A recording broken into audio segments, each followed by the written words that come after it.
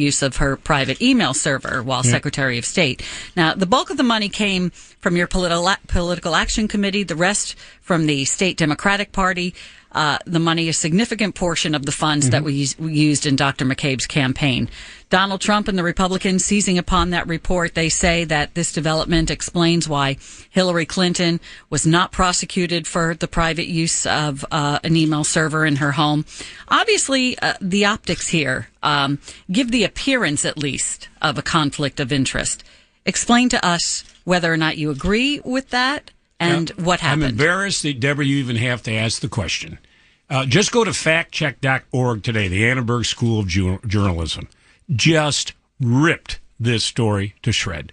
Irresponsible journalism. You go read what they said themselves. It is so beyond the pale. Why? First of all, I was trying to win the state Senate back, as you know, and we discussed this many times. I had 3 opportunities to pick up seats. One was Dan Gecker down in the Richmond area, one was Jill McCabe against Dick Black, and one we had Gary McCollum down in the Hampton Roads region. We had to save 2 seats, as you know, Jeremy McPike, which was Chuck Colgan's seat. We needed to win that seat, and John Edwards' seat out in Roanoke. So our political operation, what every governor does, leans in to help. She was recruited by my lieutenant governor, Ralph Northam, who is a doctor, and I give Ralph credit.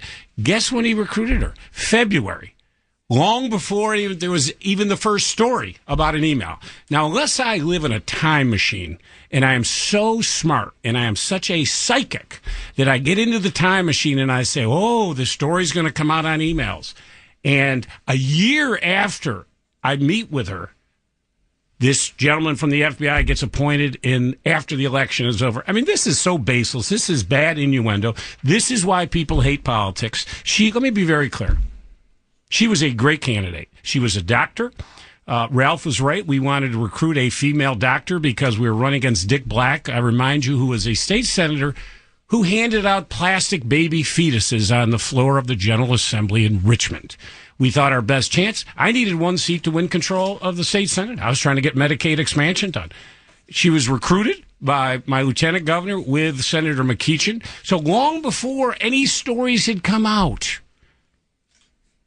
Think of that before. So if I'm that brilliant and I can read into the future, this story should never have been printed.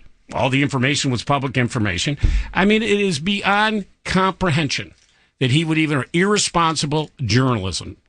As I say, it was done before there was even an email investigation. He gets involved. But you know what? Let me be very clear. I'm very disappointed. She was a great candidate. She worked her heart out for 6 months.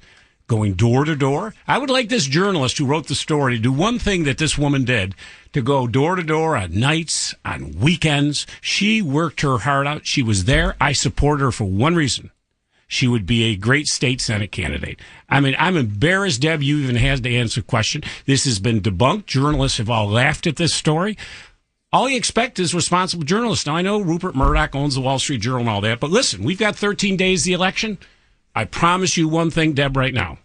Next week, guess what? I will have been in charge of Benghazi. Governor, we'll get more information. We have more questions on this topic as well coming up.